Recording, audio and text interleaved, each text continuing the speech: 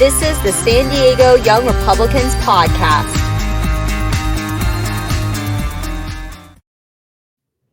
Hi, everyone. Welcome to the third episode of the San Diego Young Republicans podcast. My name is Cynthia Kaui. I'm the president and chairwoman and your host. I'm also very excited to have a co-host with me today for the first time. Hi, everyone. I'm Hayley Marting. I'm the press secretary for the San Diego Young Republicans.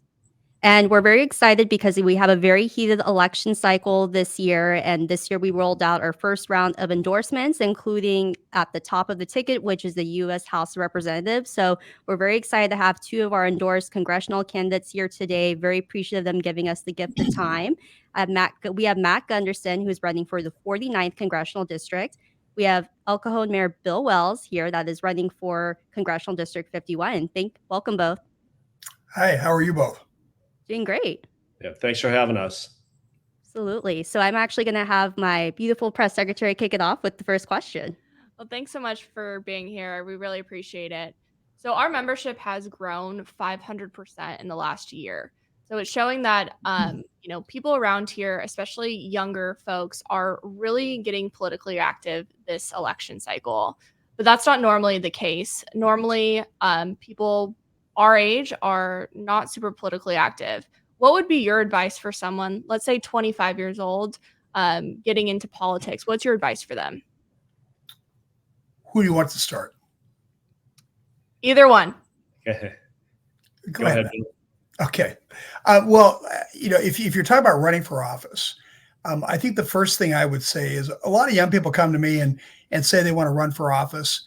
And it seems like the way of doing it in the last 15 years or so has been to get a political science degree, get on staff somewhere, maybe intern somewhere, and then start running for office. And while that's an acceptable way to do it, I really think that you have a lot more to offer if you go out and do something first. If you wait tables, become a police officer, join the military, start a business, anything, it really doesn't matter. Just go out there and have some experience working with the public. Yeah, and I think Bill's right. I'm a little bit of the outlier. I'm a political outsider. I'm a businessman. I didn't come up through the channels of local government. And, I think it's very limited perspective for people to say, hey, what's your political experience? I think you can get solid experience in a lot of different avenues. You need to be politically aware and you need to be politically observant.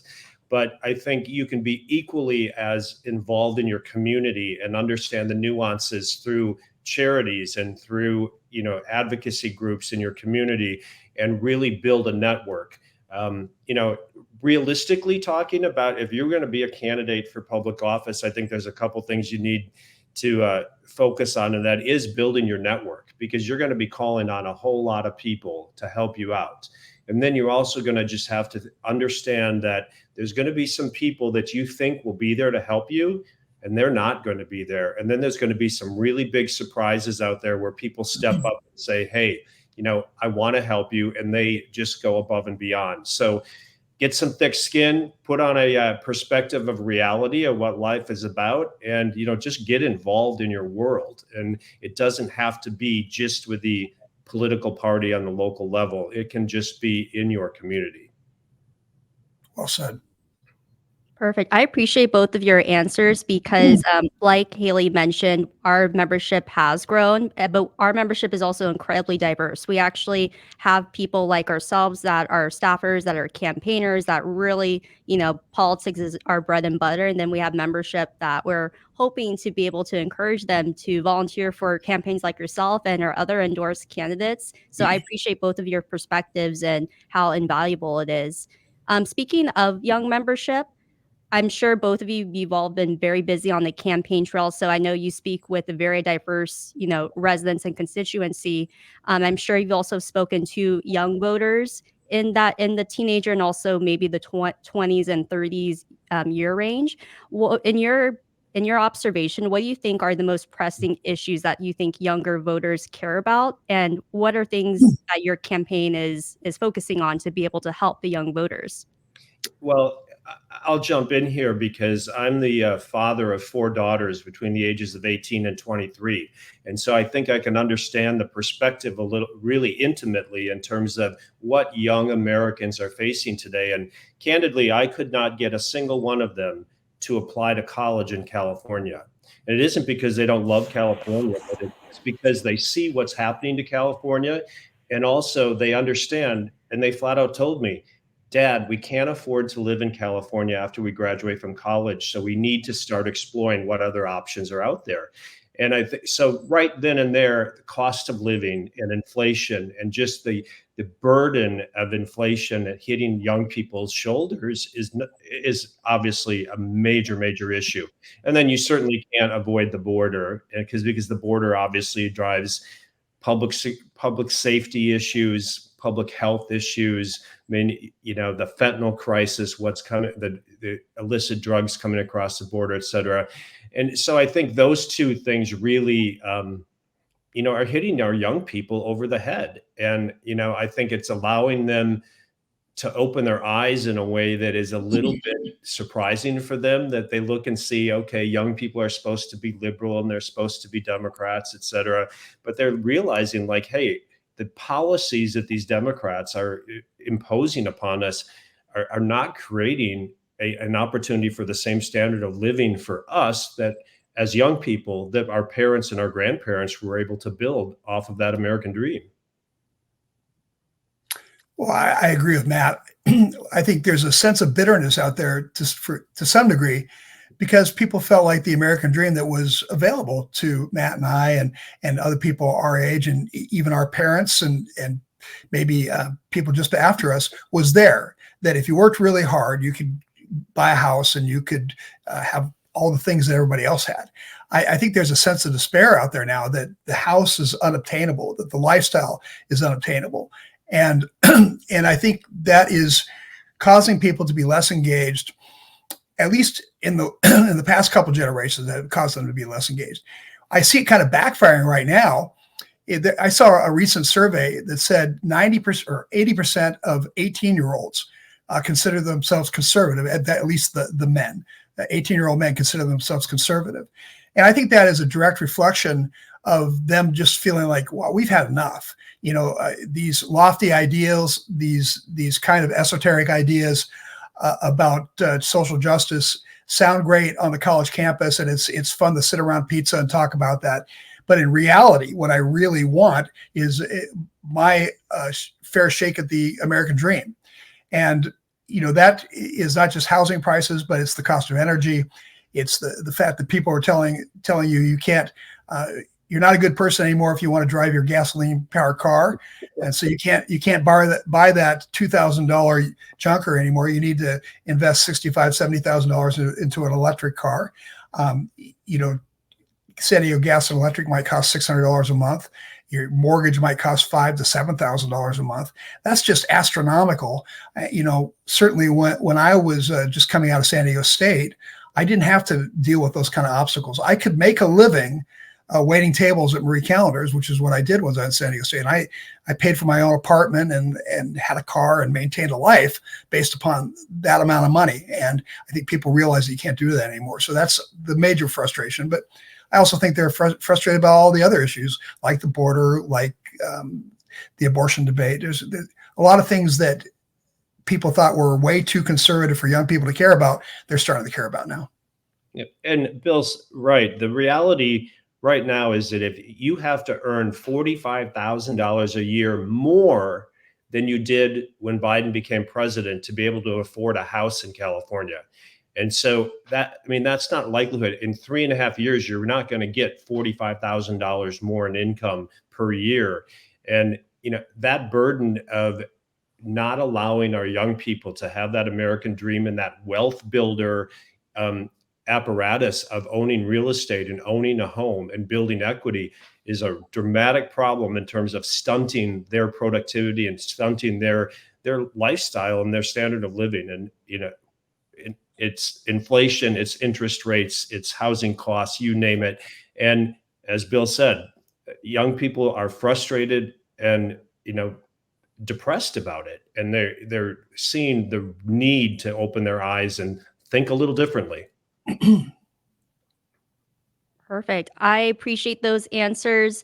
In regards to like our next question, I'll be frank, both of you have incredible professional backgrounds. Matt, I know we spoke offline. You ran an automobile company with more than 200 people, and I know you had I know it didn't work out in your favor, but now you're running for Congress. But you did a really incredible run running for state senate against a really, formidable opponent. Mayor, say no more. Look at your background. You're very talented musically. Along with that, I know you have, you're a doctor as well outside of it, and you have done an incredible job being mayor of El Cajon. And I know there's a lot of advice and a lot of people subscribe to different, recommendations in regards to running for office, if you should start local, if you should shoot for the stars. What we're curious about is why Congress? I know that we always talk about how every year is, the most important election year. What inspired both of you to step up to run for Congress this cycle? Well, I know everybody does say that every election cycle, and usually it's hyperbole, but I don't think it is this time. I agree. When I first started looking at the idea, it's actually John Hoy, who's a political consultant in town, asked me to consider it. My first reaction was, no, I don't want to do that. I'm in a place in my life where I want to travel and start having some fun, and it just didn't seem like something I wanted to do. And then I started thinking about it and realizing that we may be an election or cycle or two away from some kind of soft totalitarianism. And that frightens me, not so much for me, but for my kids and my grandkids. And when I started looking at it in that way, it became clear to me that anybody who can take out one of these leftists, especially the really hardcore leftists, like in my race, Sarah Jacobs she runs with the squad and votes with them. If I have the opportunity to take her out, I have an obligation to myself, my kids, my family, my community, and my country to try to do it. And once I started thinking about it in those terms, it was an easy decision. Yeah. And, from my perspective, this has never been about getting Matt Gunderson elected to something. You referenced that state Senate race. I sold my businesses in 2021 and immediately got recruited into that state Senate race. And when the incumbent termed out state senator and several people were trying to get me to do that, it was a +1 Republican district with an incumbent who was endorsing and recruiting me. It seemed like a pretty easy decision. Fast forward to redistricting, it became a +9 Democratic district. And when after redistricting happened, they said, "Are you still going to do this for us, Matt?" And I said, "Well, a couple things. First of all, I committed to you. Second of all, I believe it's important to have credible Republicans on the ballot everywhere we can. And there's something in my DNA that believes public service is valuable. More of us should do it, and too few of us do. So I'll fight this battle." And even though it's an uphill climb, we ended up losing by 52-48 in a +9 Democratic district, despite the unions coming down and spending $6.5 million out of Sacramento, beating me up with flat out lies. And, my moral victory was there. If I hadn't made that gerrymandered Democratic district competitive, they would have used that $6.5 million going after Brian Jones or Lori Davies or some other Republican in another district. So that was my moral victory. And then when people started to come to me about the 49th congressional race, it really came down back to, as Bill said, your obligation, because people who look at these numbers much stronger or much closer than I do, came to me and said, "Lay, you were the strongest Republican on the ballot. You ran 6 points ahead of our congressional candidate, and you were in a much bluer district. You did not have some Republican strongholds that exist in this congressional district. Would you look at it?" And at the end of the day, I just didn't want to wake up on November 6th and have us lose control of the House of Representatives by 1 or 2 seats and look back and say, maybe I should have played ball. And, that's what brought me to this. And, I had many conversations with the National Republican Congressional Committee and said, "Look, if you find a better candidate, all it takes is a phone call to me, because this is about flipping the 49th and getting a Republican representative there instead of the progressive Democrat Mike Levin." So it's back to Bill's comment about not just an obligation, but a sense of duty, a sense of calling, and a sense of purposefulness. I love that. I think, oftentimes, especially nowadays, we don't hear that. It's, talking about the person, not the obligation and the commitment to country. So that's really, really great to hear. Yeah, so Hayley actually has an impressive background. She worked on the Hill, so she definitely knows like everything of what it takes, not only, to be successful, to run for office, but also, how the reality is once you get elected. And we're speaking in future terms because we know that you both are going to get elected. We're very excited to support you and help you get across the finish line. Um, so that being said, I view both of you, think very highly of you, and think that you're very pragmatic. It's beautiful to promise all these amazing results, but the reality is the Republicans, they have a very slim majority, and we're obviously praying and hoping that we can increase that majority, following 2024. So that being said, there's a certain time window where you're able to accomplish certain things. When you get elected, what do you think is your top priority in regards to like working together with not only the House Republicans, but also even the House Democrats to accomplish everything that you both have described and what the top priorities are for the country? My guess is we both have the same one. Matt, why don't you start? Well, I think, your obligation as a freshman representative is to represent your constituency in your district. And, I look at this district, and obviously, if you can be an advocate for veterans with Camp Pendleton and the economic force that drives that area through Oceanside and Vista and both South and North, that's certainly got to be a priority. And then, if you've got an opportunity to address environmental issues along the coast for this district, it's vitally important. I think you can get a seat on the, one of the environmental subcommittees of Energy and Commerce. That's a positive, because we should be focused on environmental issues in this district, such as sand replenishment and coastal bluff preservation. And we shouldn't be worried about banning gas stoves and, getting you into an electric car or on a bicycle like Mike Levin's priorities are environmentally. I mean, we need to deal with the environmental issues that impact us today and drive our economic force up and down the coastline.